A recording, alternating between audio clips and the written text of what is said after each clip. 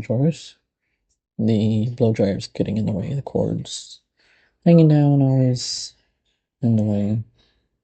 Drawer I use, but it's full of junk. My hair drawer, a lot of things for my hair, and my makeup drawer.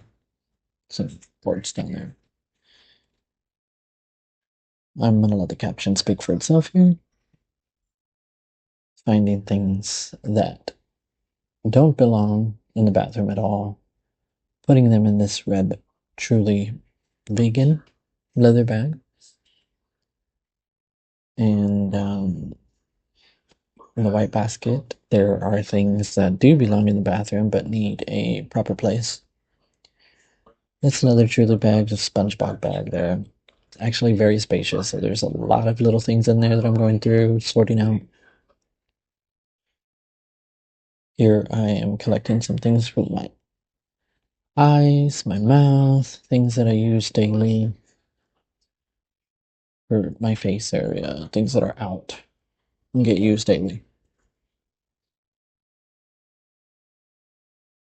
Now, coming in with Clorox wipes and cleaning everything from hairspray residue, makeup, I don't know, just random sprays, dust,